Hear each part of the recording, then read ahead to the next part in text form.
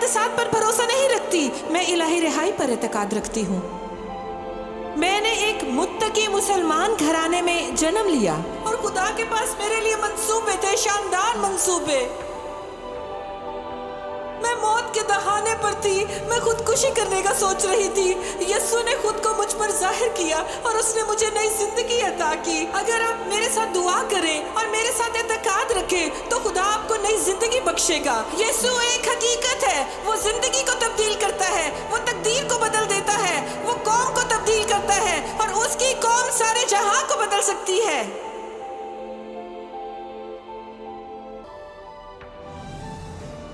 बाज लोग बाज औकात सोचते हैं कि उनकी जिंदगी में बाज चीजें खुफिया हैं। वो नहीं सोचते कि कोई उन्हें देख सकता है या कोई उनकी निशानदेही कर सकता है, क्योंकि वो उनकी जिंदगी में मौजूद होती हैं। आज मैं आपके साथ गुनाह की तदबीर पर बात करना चाहती हूँ। गुनाह की तदबीर। जब हम सोचते हैं कि हम गुस्ताखी के खास दर्जे तक, खास हद तक, खास मकाम तक जा सकते हैं, तो हम ये समझते हैं कि हम ठीक रहेंगे। ये शैतानी फरेब और दुश्मन का झूठ है। बास लोग सोचते हैं कि वो अपनी जिंदगी, अपनी चर्च की जिंदगी और अपनी दुनियावी जिंदगी को इकट्ठा चला सकते हैं और वो ठीक रहेंगे। मुझे इल्म नहीं कि वो खुदा को कैसे देखते हैं, लेकिन वो ये सोच रखते हैं कि वो अपनी जिंदगी को अपने तरीके से संभाल सकते हैं, अपने तरीके से संभाल सकते हैं। वो ये कर सकते हैं और ये सच्चाई से कहीं दूर है। गलतियों 6:7 फरमाता है, फरेब न खाओ, खुदा ठट्ठों में नहीं उड़ाया जाता, क्योंकि आदमी जो कुछ बोता है वही काटेगा। जो कोई अपने जिस्म के लिए बोता है वो जिस्म की हलाकत की फसल काटेगा, और जो रूह के लिए बोता है वो रूह से हमेशा की जिंदगी की फसल काटेगा। फरेब न खाओ, खुदा ठट्ठों में नहीं उड़ाया जाता। अगर मैं आपके घर की दीवार पर बैठी एक मक्खी होती तो क्या देखती? अरसा हुआ मेरे एक दोस्त ने मुझे ये सवाल पूछा, जिससे मेरा मसीह के साथ सफर बदल गया। अगर मैं आपके साथ हर रोज होती, हर सेकंड, तो मैं आपको क्या देखते हुए देखती? मैं आपको क्या कहते हुए सुनती? ना सिर्फ यहाँ खुदा के घर में, बल्कि आप जिंदगी में क्या करते हैं, आप रोजमर्रा जिंदगी में क्या करते हैं, आप कैसे संभालते हैं, मैं क्या देखूंगी? आप मेरे सामने किस किस्म के गवाह होंगे? मुझे परवाह नहीं कि आप कैसा अच्छा निकाब लगाए हुए हैं या खुदा की तारीफ का निकाब। जी हाँ, खुदा की तारीफ का निकाब, मुझे परवाह नहीं। लेकिन आपको मेरे साथ या मुझे आपके साथ रहते हुए जब कुछ अरसा हो जाए तो मेरा वादा है कि आप मेरी जिंदगी की असलियत देखेंगे, या मैं आपकी जिंदगी में सच्चाई देखूंगी कि वो दर हकीकत किस किस्म की जिंदगी है। आप इन दीवारों के बाहर कौन है? आप जिंदगी में क्या करते हैं? रोजमर्रा की जिंदगी में क्या देखते या सुनते हैं? वो चीजें खुदा को खुश करती हैं और आपके मसीही सफर को अगले दर्जे तक, मसीह के साथ बेहतर मकाम तक पहुंचाती हैं। हो सकता है कि आज आप बैठे हो और हम सुनते हैं कि कलीसिया के 70% मर्द मेम्बरान उरिया फिल्में देखने के आदी हैं, और आप यहाँ बैठे हैं इसी वक्त ये सुन रहे हैं। आपकी जिंदगी में लालच है, आपकी जिंदगी में उरिया फिल्में हैं। आप सोचते हैं कि कोई भी ना जान पाएगा, कोई भी ना देख पाएगा। लेकिन मुझे एक कहानी सुनाने दे जो मैंने हाल ही में रेडियो पर सुनी थी।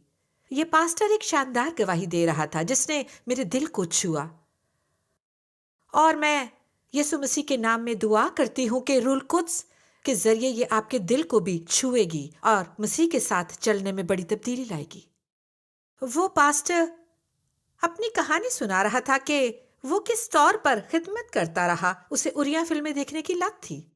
उसके घर में किसी को इल्म ना था। उसके चर्च के सब लोग समझते थे कि वो अच्छा पास्टर है, वो उसे प्यार करते थे। उसकी बीवी समझती थी कि वो एक अच्छा शौहर है। हाँ, घर में थोड़ी बहुत परेशानी थी। जब आप खुदा के साथ ठीक नहीं होते तो दूसरों के साथ कैसे रास्त होंगे? लेकिन वो ना जानती थी, उसकी बीवी नहीं बता सकती थी कि कहाँ गलती है। उसे इल्म ना था कि उसके शौहर को गंदी फिल्में देखने की लत है, और उनका एक बेटा था, और اسے بھی اپنے باپ کی لت کا علم نہ تھا. وہ اچھا لڑکا تھا, چرچ میں پلا بڑا, یوتھ گروپ میں تھا. وہ گروپس کی لڑکیوں کو پسند کرتا تھا, جس طرح ہر یوتھ گروپ میں لڑکے لڑکیوں کو ناز نخروں اور دنیاوی چیزوں کا تجربہ ہوتا ہے. لیکن وہ سمجھتے تھے کہ وہ یسوع کی پیروی کے لیے دل سے چلتا ہے. اور پھر وہ کالج گیا, اس نے گھر چھوڑ دیا. وہ پاسٹر بتاتا ہے کہ ایک دن یہ کسی کے لیے بے عزتی کی بات ہوگی, لیکن اقرار کرنا اچھا ہوتا ہے. خود کو سامنے لا کر یہ بتانا بھلا ہے تاکہ دوسرے سمجھ سکیں کہ گناہ کی تدبیر کتنا بڑا مسئلہ ہوتا ہے. اور یہ شخص ایک دن جب اس کی بیوی سونے چلی گئی, وہ اپنے کمپیوٹر پر گیا, اس نے اسے آن کیا, انٹرنیٹ لگایا, کریڈٹ کارڈ نمبر ڈالا اور گندی باتوں کی سائٹ پر گیا جسے دوسرے لوگ بھی دیکھ سکتے ہیں. مجھے علم نہیں کہ یہ کس طرح کی چیز ہے اور میں باقی زندگی میں جاننا بھی نہیں چاہتی. لیکن وہاں اس جگہ وہ اپنے بیٹے کے روبرو تھا. اور اس جگہ جب اس نے اپنے بیٹے کو دیکھا تو اس کے بیٹے نے اپنے باپ کو دیکھا اور ان دونوں نے ایک دم کمپیوٹر بند کر دیا. باپ کو پتہ نہ تھا کہ کیا کرے, اور اولاً وہ بہت شرمندہ تھا, لیکن خدا کے سامنے نہیں, بلکہ اس لیے کہ اس کے بیٹے نے اسے رنگے ہاتھوں پکڑا تھا. لیکن دوم اس کا بیٹا بھی وہی تھا, بالکل اسی بدی اور گندگی میں اور اسی جگہ, اور اس کے بیٹے نے باپ کو یہ کرتے ہوئے کبھی بھی نہ دیکھا تھا. اس نے اپنے باپ کو ہمیشہ روحانی سمجھا تھا. لیکن تصور کرے کہ اس گندی سائٹ پر جب اس نے باپ کو دیکھا تو اسے کیسا جھٹکا لگا ہوگا کہ اس کا باپ روحانی آدمی ہے. وہ دونوں نہیں جانتے تھے کہ کیا کرے. وہ بڑی دیر تک گھر نہ آیا. وہ ذہنی طور پر مان گیا تھا کہ اس کے والدین منافق ہیں اور وہ اب کبھی گھر نہ جائے گا. لیکن اس کے ساتھ وہ شرمندہ تھا کہ اس کے باپ نے اسے پکڑ لیا ہے. لیکن آپ سمجھ سکتے ہیں کہ ایک ہی وقت میں کس طرح کے احساسات چل رہے ہوں گے. لیکن ایک دن اس واقعے کے کچھ دیر بعد وہ پاسٹر توبہ کے مقام تک آیا. وہ اپنے لفظوں میں کہتا ہے, اس شرمندگی اور احساس جرم کا بوجھ میرے بیٹے کی نہیں بلکہ خدا کی نظر میں مجھ پر اتنا بوجھل تھا کہ میں مزید مزاحمت نہ کر سکا اور اپنے گھٹنوں کے بل ہو گیا اور رویا اور بہت زارو قطار رویا. اور اسی رات گندی فلمیں دیکھنا چھوڑ دیا. سچی توبہ, سچا رونا اور سچے آنسو. اور دوم مجھے دعا کر کے اپنے بیٹے کے پاس جا کر معافی مانگنی ہے. قصہ کوتاہ بہت سی تکلیفوں اور احساسات کے ساتھ وہ دونوں یکجا ہوئے اور ایک دوسرے کو معاف کر کے انہوں نے اریاں فلموں کے خلاف منسٹری شروع کر دی. اریاں فلموں کے خلاف. اور ان دونوں نے جہاں تک ہو سکا چرچز میں جا کر اور اریاں فلموں کے خلاف بولے. لیکن میں یہاں آپ کی توجہ کہیں دلانا چاہتی ہوں. بعض مرتبہ شاندار آغاز کا انجام اچھا نہیں ہوتا. میں دعا کرتی ہوں کہ آپ سب اپنی زندگی میں تمام بے ترتیبیوں کے بعد خدا کو جلال دے سکے, کیونکہ یہ قابل تعریف ہے اور یہ اس بات کا مظہر ہے کہ خدا کی خدمت میں عہدے دار کتنی دور تک جا سکتا ہے. لیکن آج کے چرچ کی یہ بڑی کڑوی اور بدصورت سچائی ہے.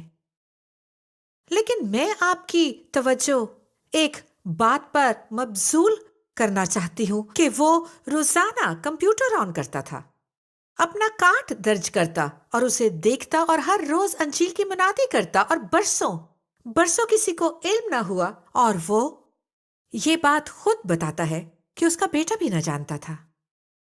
لیکن دیکھیں آپ نے اپنے گھر میں کس کو دعوت دی ہے. خبردار رہیں کہ آپ گھر میں کسے خوش آمدید کہتے ہیں. لوگوں کو جاننے کی ضرورت نہیں ہے. لیکن جو کچھ آپ بوئیں گے وہی کاٹیں گے. میں آپ کو چیلنج کرنا چاہتی ہوں اس انسان کی گواہی کے ذریعے. ہو سکتا ہے کہ آپ اپنے گھرانے میں کیسی روح بلاتے ہیں، نہ صرف اڑیا فلموں سے بلکہ وہ فلمیں جو آپ دیکھتے ہیں، ڈراؤنی فلمیں، خون پینے والی فلمیں اور اس طرح کی دوسری چیزوں کے ذریعے آپ اپنے بچوں کے نزدیک کس طرح کی روح بلاتے ہیں. آپ کیا لا رہے ہیں؟ آپ جو اپنے خاندان میں بیج بو رہے ہیں کوئی نہیں جانتا، کوئی نہیں دیکھتا. آپ جو سنتے ہیں کوئی نہیں سنتا سوائے خدا کے، لیکن اسے ٹھٹوں میں نہیں اڑایا جا سکتا. آپ اپنے گناہوں کی تدبیر سے شیطان کے لیے کیسے دروازے کھولتے ہیں؟ شیطان کے لیے. میں نے کسی مناد کو کہتے سنا، یہ بھلا تھا اس لیے دہرا رہی ہوں. اگر شیطان لوسیفر آپ کے گھر آ کر دروازے پر دستک دے اور آپ پوچھیں کون ہے، وہ کہے میں شیطان لوسیفر ہوں، تو کیا آپ اس کے لیے دروازہ کھولیں گے؟ لیکن آپ میں سے بعض لوگ اس کے لیے چھوٹی باتوں میں، چھوٹی تدبیروں سے اس کے لیے دروازہ کھول دیتے ہیں. آج میں دعا کرتی ہوں کہ روح القدس کی قوت سے وہ آپ پر ظاہر کرے کہ آپ کن چیزوں سے اپنے دلوں کو، ذہنوں کو اور گھروں کو، یہاں تک کہ اپنی تقدیر اور اپنے بچوں کے مستقبل اس کے لیے کھولتے ہیں. لوگ چرچ میں اور عبادت میں آتے ہیں اور آپ کو پتا ہے کہ میرے لیے ایک چیز کو جاننا بڑا آسان ہے، بلکہ اپنے عورت خور اور گندی فلموں کے لت والے باپ اور پس منظر کی وجہ سے دو باتیں جاننا بڑا آسان ہے: لالچ اور بدسلوکی کی شکار عورت کو میں پہچانتی ہوں کیونکہ میں خود بھی اس کا شکار رہی ہوں. اور جب میں مردوں میں ہوس دیکھتی ہوں تو آسانی سے پہچانتی ہوں کیونکہ وہ روح وہی ہے. جنسی ابلیسی بدروہیں وہاں ہوتی ہیں. آج میں ان سب کو جو ہوس کے خلاف لڑ رہے ہیں دعوت دیتی ہوں، اور جتنے بھی چرچز میں خوشخبری سنانے جاتی ہوں، اس طرح کا پیغام دیتی ہوں، میں مذبح پر آنے کی دعوت دیتی ہوں، تو پھر خواتین اور مرد میرے پاس آ کر بتاتے ہیں کہ وہ کسی اور کی بیوی یا کسی اور کے خاوند کو دیکھتے ہیں. آپ کی خیالی دنیا میں کیا ہے؟ اپنے گھر کو بھول جائیں، بند دروازوں کے پیچھے کوئی نہیں دیکھتا. آپ کے خیالوں میں کیا ہے؟ خبردار رہیں. اور وہ شخص، خدا کی تعریف، وہ ہٹ دھرم نہ تھا اور وہ پچھتاتا تھا کیونکہ گناہ سے توبہ کر رہا تھا. میں اس کی گواہی کے لیے خدا کی تعریف کرتی ہوں. اور آپ ان دونوں کی پاورفل منسٹری ہے. آج آپ کی زندگی میں کون سی چیز خدا کی رحمت اور برکت کو روک رہی ہے؟ ہو سکتا ہے کہ یہ ذرا سخت لگے، لیکن یہ ایک محبت بھرا پیغام ہے، کیونکہ خدا آپ کو اس قدر محبت کرتا ہے کہ چاہتا ہے کہ آپ گناہ سے آزادی پائیں. وہ آپ کو اس قدر چاہتا ہے کہ آپ کو کثرت سے دینا چاہتا ہے. لیکن یہ کیا ہے کہ آپ دشمن سے سودا کر لیتے ہیں جو بالکل نہیں چاہتا کہ آپ کو یہ تحفے ملیں. یہ کیا ہے؟ آپ کی مسکراہٹ کے پیچھے ہاللویا جو آپ کے چلنے میں مزاحم ہے. ابھی حال ہی میں ٹیکسس گئی اور میں ایک عبادت میں خطاب کر رہی تھی اور لوگ آتے اور میں ان پر دعا کر رہی تھی. میں نے ایک جوڑے کو دیکھا، وہ ذرا دور بیٹھے تھے، ذرا دور تھے، انہیں دیکھتی رہی، لیکن وہ دعا کے لیے نہیں آ رہے تھے. اور میں ایسی نہیں کہ لوگوں کو کھینچ کر دعا کے لیے لاؤں اور آپ کو پتا ہے کہ انہیں شرمندہ کروں کہ آؤ میں تمہاری لیے دعا کرنا چاہتی ہوں. جب تک واقعی اس کی ضرورت نہ ہو، خدا مجھے حکم دے رہا ہو، میں اس کی آواز کے لیے بڑی حساس ہوں. لیکن جب بھی میں کسی پر دعا کر رہی ہوتی، کسی نہ کسی طرح میری ان سے آنکھیں چار ہو جاتی. انہیں دعا کی ضرورت تو تھی، لیکن وہ جانتے نہ تھے کہ انہیں آنا چاہیے یا نہیں. جب سب چلے گئے وہ تب بھی بیٹھے رہے. میں لوگوں کے لیے دعا کر رہی تھی، وہ تب بھی انتظار کرتے رہے. اور جب میں نے بہت سے لوگوں پر دعا کر لی تو میں نے کہا میں تم دونوں پر دعا کرنا چاہتی ہوں. اور وہ بھاگ آئے. وہ تو جیسے اس انتظار میں ہو، ان میں خود آنے کا حوصلہ نہیں تھا، لیکن میں اتنی خوش تھی کہ میں نے دعوت دی. وہ آئے. میں بہت تھک چکی تھی. میں نے کہا کہ کرسی کھینچ کر بیٹھ جاؤ. معاف کرنا، میں بہت تھک چکی ہوں، لیکن میں تم پر دعا کیے بغیر نہیں جا سکتی. اور پھر میں نے اس آدمی کو دیکھا. پہلے خدا سے دعا کی کہ ان کی زندگی کی باتیں ظاہر کرے. پھر میں نے دعا ختم کی اور خدا نے مجھ سے بات کی، اور میں نے اس آدمی کی طرف دیکھا اور میں نے کہا تمہیں منشیات چھوڑے کتنی دیر ہوئی ہے؟ اس نے کہا کہ 3-4 ماہ ہوئے ہوں گے. میں نے پھر پوچھا تم نے زیادہ سے زیادہ عرصہ کب تک منشیات کو چھوڑ دیا تھا؟ اس نے کہا 1 سال. میں نے پوچھا کتنی دیر؟ اس نے کہا تقریباً 3 سال قبل. بس میں نے کہا مجھے ذرا سمجھنے دو، پاک صاف ہونے کے 1 سال بعد تم پھر گرے اور منشیات میں گرے، اور کیا تم بحالیت کے سینٹر میں گئے؟ اور اس نے کہا ہاں. اور پھر بحالیت کے سینٹر کے بعد تم واپس لوٹے اور پھر گر گئے؟ جی ہاں. اور اب تم بحالیت کے سینٹر میں 4 ماہ سے ہو؟ وہ یوں تھا. جی ہاں. میں نے کہا تمہاری عمر کیا ہے؟ اس نے کہا 30 کی دہائی میں ہے. میں نے کہا مجھے کچھ بتانے دو کہ اگر آج تم نے فیصلہ نہ کیا تو تمہاری زندگی 40 50 60 سال کی عمر میں بھی ایسی ہی ہوگی. تم ہمیشہ بحالیت کے سینٹر میں جاتے اور وہاں سے آتے رہو گے. جانا چاہتے ہو کیوں؟ میں نے کہا تمہارا مسئلہ منشیات نہیں، تمہارا مسئلہ تمہارا غرور ہے. اور اس نے میری طرف دیکھا اور میں نے سوچا کہ وہ آدمی کہے گا میں اس عورت کو نہیں سنوں گا، یہ بے عزتی کر رہی ہے. نہیں، بعض اوقات آپ لوگوں سے کچھ ایسا کہتے ہو جو انہیں سننا پڑتا ہے اور ان کے خاندان کی تکلیف کم کرنے کی خاطر. میں نے پوچھا آپ کے بچے ہیں؟ جی. کیا تم دونوں کی شادی ہوئی ہے؟ جی. میں نے کہا کہ تمہیں اتنا غرور ہے کہ اپنے منشیات کے عادی دوستوں کو تم چھوڑنا نہیں چاہتے. اور اس کی بیوی نے رونا اور سر ہلانا شروع کر دیا. اور میں نے کہا کہ میں تم سے وعدہ کرتی ہوں کہ وہ تم سے ان کے ساتھ نہ جانے کا کہہ رہی ہے، اور تم مجھ سے کہتے ہو کہ مجھے روکنے والی تم کون ہو؟ تم محض ایک عورت ہو، تم میری زندگی کی باس نہیں ہو، تم مجھ پر حکم نہیں چلا سکتی. میں اس کی طرف مڑی. کیا یہ سچ ہے؟ وہ رو رہی تھی، وہ خاتون رو رہی تھی اور اس نے میری طرف دیکھا. میں نے کہا وہ تم پر حکم چلانے کی نہیں بلکہ تمہاری مدد کرنے کی کوشش کر رہی تھی. ازدواجی زندگی میں مدد. جب تم بڑے ہو جاؤ گے، بلوغت کو پہنچو گے اور اپنے نام پتے کو صاف کرو گے تو کہو گے پتہ ہے کیا، یہ کہ میں اطاعت کرنا چاہتا ہوں، میں اس بدصورت چیز کو ترک کرنا چاہتا ہوں. تم سمجھتے ہو کہ کوئی نہیں جانتا، تم ایسا کرتے رہو گے. تمہاری زندگی میں ایسا ہی ہوتا رہا ہے کیونکہ ایسے وقت میں دشمن بتاتا ہے کہ تم ایسا کر سکتے ہو اور تم تھوڑا اس میں سے اور تھوڑا اس میں سے لے سکتے ہو. اور وہ شخص میری طرف دیکھ رہا تھا. اس کے ملے جلے احساسات تھے. اسے غصہ تھا، احساس جرم تھا. میں اس کے چہرے پر دیکھ سکتی تھی کہ اس کے دل میں سب کچھ تھا. میں اس کی بیوی کی طرف مڑی. میں نے کہا بہن تم کیا سوچ رہی ہو، کیا ہونے کو ہے؟ اس نے کہا میں ان سے کل سے کہہ رہی تھی، یہ اپنے دوستوں کو ملنے جا رہے تھے. میں نے التجا کی کہ نہ جائیں لیکن یہ مان نہیں رہے تھے. میں نے کہا میں تم سے وعدہ کرتی ہوں. میں اس کی طرف مڑی. تم پھر فیل ہو جاؤ گے کیونکہ تم بہت ہٹ دھرم ہو اور توبہ نہیں کرنا چاہتے. یہ منشیات نہیں ہے. اس کی جڑ میں کیا ہے؟ کون سی جڑ یہ کر رہی ہے؟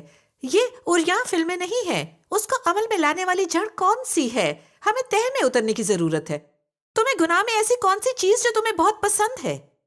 اور پھر دشمن تم سے کہتا ہے اور تم جس پر عمل کر سکتے ہو اس جھوٹ کو مان لیتے ہو، اور یہ کام میں نہیں آ رہا. کیا تم دیکھتے نہیں؟ یہ کامیاب نہیں ہو رہا. میں پچھلے 19 سال سے لاطین دنیا میں ایسے لوگوں کے لیے کام کر رہی ہوں. گزشتہ 4 سال سے میں کل وقتی طور پر اس منسٹری کو چلاتی ہوں، اور مجھے ایک شخص کو چرچ میں عورتوں کے ساتھ معاشقے چلانے پر ڈانٹنا پڑا.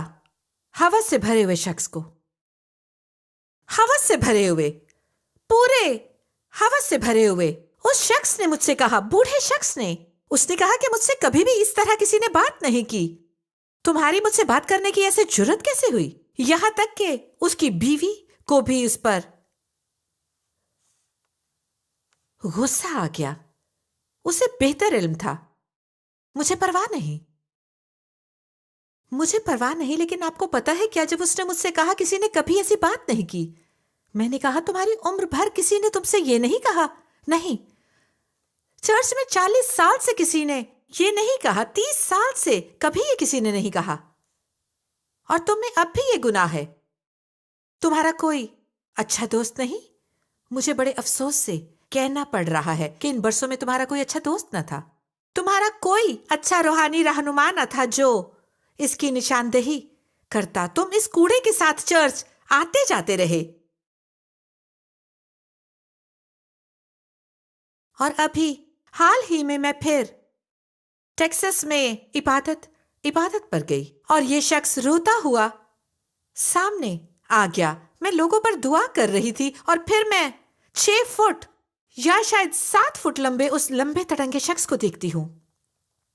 مجھے اس کا علم نہیں، کیونکہ مجھ میں اس طرح کا اعتماد نہیں ہے۔ آپ کو سمجھنے کی ضرورت ہے، کیونکہ یہ خدا کا اعتماد ہونا چاہیے۔ نارمل طور پر قدرتی حالات میں اس کے نزدیک جانے کی جرت بھی نہ کرو۔ یہ لمبا تڑنگا آدمی، یہ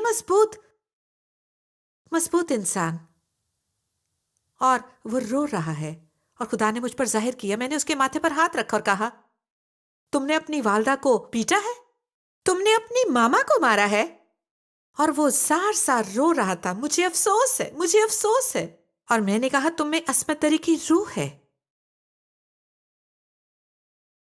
تم چھوٹی لڑکیوں کی عزت لوٹنے کا سوچتے ہو، میں نے کہا۔ اور اس کو تھامے ہوئے انتظامیہ کے لوگ چونک گئے۔ کیسے؟ اگر یہ جھوٹ ہوتا تو وہ مجھے فرش پر گرا دیتا اور کہتا کہ تمہیں ایسا کہنے کی جرت کیوں ہوئی؟ تم خود کو کیا سمجھتی ہو کہ اس طرح بات کرو؟ لیکن اس شخص نے زاروں کے تار رونا شروع کر دیا، اپنے گھٹنوں کے بل ہو گیا، اور اس دن اس نے اپنی زندگی مکمل طور پر یسوع کو دے دی، اور وہ آزاد کیا گیا۔ اور بعد میں اس چرچ کے لیڈرشپ میں سے کوئی میرے پاس آیا اور یوں کہا، بہن شکریہ، یہ شخص ہمارے چرچ کی تمام عبادات میں آتا تھا، خاندانی عبادات اور دوسری عبادات میں، اور ہمارے چرچ کے ننھے بچے بھاگے پھرتے تھے۔ آج سے پہلے اس منڈلاتے ہوئے خطرے کا تو ہمیں علم ہی نہ تھا، لیکن جسے ہم جانتے ہیں اس کے گرد اپنی باہیں حائل کر سکتے ہیں، اس کو گلے لگا سکتے ہیں، لیکن ہم میں اس سے ہی بچانے کا امتیاز ہونا چاہیے۔ گناہ کی تدبیر چرچ میں سرایت کر چکی ہے، اور چرچ کے رہنماؤں میں امتیاز ہونا چاہیے، علم کا کلام ہونا چاہیے، تاکہ لوگوں کے اندر دیکھیں۔ چرچ میں منشیات کے عادی اور بے ترتیب لوگ آتے ہیں اور اسی طرح آتے جاتے رہتے ہیں، بے ترتیب لوگ، اور بالکل اسی طرح سے آتے اور جاتے رہتے ہیں۔ آپ پاک خدا کی حضوری میں کس طرح آ سکتے ہیں؟ اس کے چھونے پر آپ کس طرح پہلے جیسے رہ سکتے ہیں؟ اس مساوات میں کچھ غلط ہے، یہاں پر بالکل کچھ غلط ہے۔ اسی لیے آپ کی دعائیہ زندگی میں، خاص طور پر چرچ لیڈرز، پاسٹر سے کہہ رہی ہوں، آپ کی دعائیہ زندگی اہم ہے۔ آپ کا چلنا، آپ کی سوچ خدا کے لیے اہم ہے۔ آپ خدمت میں ہیں، آپ رشتے میں ہیں، آپ دیکھتے کیا سنتے ہیں خدا کے لیے اہمیت رکھتا ہے۔ ایک پاسٹر کی بیوی میرے پاس آئی، اس نے کہا اسے شرم آنی چاہیے، ہر وقت بلاؤ والی فلمیں دیکھتے ہیں۔ میں نے تسلی دینے کی کوشش کی، لیکن وہ یوں تھی، نہیں، ہمارا ایمان بہت مضبوط ہے، اور وہ مایوسی کا شکار تھی۔ اور میں نے پوچھا، کیا تم نے خود سے پوچھا تھا کہ مجھ سے کیوں ملنا چاہتی ہو؟ اس نے کہا، میں چاہتی تھی کہ تم میری مایوسی کے لیے دعا کرو۔ میرے خاوند میں ہوس ہے، اور میرا خاوند اریاں نہیں بلکہ ہیجان انگیز چیزیں دیکھتا ہے، اور میں مایوسی کا شکار ہوں۔ اگر تم نہیں چاہتی کہ میں تمہارے ساتھ کلام کروں تو دعا کیوں کروانا چاہتی ہو؟ میں نے اسے کہا کہ اگر تم دیواروں کے پیچھے اپنا طرز زندگی بدلنا نہیں چاہتی، اگر فیصلہ نہیں کرو گی تو کچھ نہیں بدلے گا۔ اور اس نے کہا، ٹھیک ہے۔ میں نے کہا، میری دعائیں کچھ بھی نہ بدلیں گی، تم مضبوط ارادے کی ہو، ہٹ دھرم ہو، تم اپنے گھرانے میں موجود سنی اور دیکھی گئی چیزوں کا دفاع کر رہی ہو، تم کہتی ہو کہ تم لوگ اتنے مضبوط ہو کہ اسے سنبھال لو گے، اور جن چیزوں کو تم گھر لاتی ہو وہ تمہیں مایوسی کا شکار بنا رہی ہیں۔ اس لیے بہن، اس لیے بہن تم رات کو سوتی نہیں اور تم مایوسی دور کرنے والی نیند کی گولیاں کھاتی ہو، کیونکہ تم دشمن کی طرف سے مایوس کن چیزیں دیکھتی ہو۔ اور کیا آج آپ دشمن کی میز سے کھا رہے ہیں؟ کیا آپ خداوند کی میز سے کھا رہے ہیں؟ ہو سکتا ہے کہ آپ پاکیزہ لیتے ہوں۔ اپنا وقت ضائع نہ کریں اگر آپ دشمن کی میز سے کھا رہے ہیں۔ میں آپ کی دوست ہوں۔ آپ باہر جا کر محبت اور فضل پر پیغام ڈھونڈ سکتے ہیں کہ کیسے ہنسا جائے، کیسے یہ یا وہ کرے یا وہ سب جو آپ چاہتے ہیں۔ آپ پیغام ڈھونڈ سکتے ہیں، وہ لاکھوں میں ہے۔ لیکن میں آپ کو کچھ ایسا بتانا چاہتی ہوں جو آپ کی زندگی میں بنیادی تبدیلی لائے گا، نہ صرف آپ کی بلکہ آپ کے بچوں کی زندگی میں بھی، کیونکہ مجھے آپ سے پیار ہے، مجھے آپ کی فکر ہے، کیونکہ میں خود بھی کیچڑ سے نکلی ہوں، کیونکہ میں خود گندگی میں سے نکلی ہوں اور جانتی ہوں کہ ان کانٹوں اور بوٹیوں کو صاف کرنا کتنا مشکل ہے، لیکن یسوع مسیح یہ کر سکتا ہے۔ ہو سکتا ہے کہ آپ کو اپنا معائنہ کرانا ہو، آپ کو اپنے باطن میں دیکھ کر کہنا ہے۔ آپ کو پتا ہے کیا؟ اب وہ وقت ہے کہ میں خدا کے ساتھ راست بنوں۔ خدا ٹھٹوں میں نہیں اڑایا جاتا۔ آپ کو پتا ہے کیا؟ یہ وقت توبہ کر کے راہیں بدلنے کا وقت ہے۔ ہاں، میں اپنے بچوں کو خدا کی خدمت کرتے ہوئے دیکھنا چاہتی ہوں، بابرکت چاہتی ہوں، اور میں خود کو اپنی نسل پر لعنت کرتے ہوئے نہیں دیکھنا چاہتی۔ ہو سکتا ہے کہ آج کا دن آپ کے لیے نہ صرف والدین کی وراثتی لعنت کے اقرار کا ہو، جو میں بعض باتوں میں بہت مرتبہ کہہ چکی ہوں۔ ہو سکتا ہے کہ آج آپ کو توبہ اور اپنی زندگی سے گناہ کو دور کرنے کی ضرورت ہو، اور آپ کو پتا ہے کیا؟ میں اسے اپنے دل میں، اپنے ذہن میں، اپنے گھرانے میں اجازت نہیں دوں گی۔ خداوند، میں توبہ کرتا اور تیرے پاس آتا ہوں، مجھے صاف کر۔ کلام فرماتا ہے کہ چاہے تمہارے گناہ کرمسی بھی کیوں نہ ہو، یہ بشارت ہے، میں تمہیں برف کی مانند سفید بنا دوں گا، میں تمہیں صاف کروں گا۔ آج خداوند فرماتا ہے اگر تم میری طرف اپنی ساری گندگی اور غلاظت کے ساتھ رجوع کرو تو میں تمہیں صاف کروں گا۔ مجھے صرف اس کی پرواہ ہے کہ تم میرے پاس آ رہے ہو۔ میرے پاس آؤ، ابھی اس کے پاس آ جائیں، اپنے دلوں کو کھولے اور اس کے پاس آ جائیں۔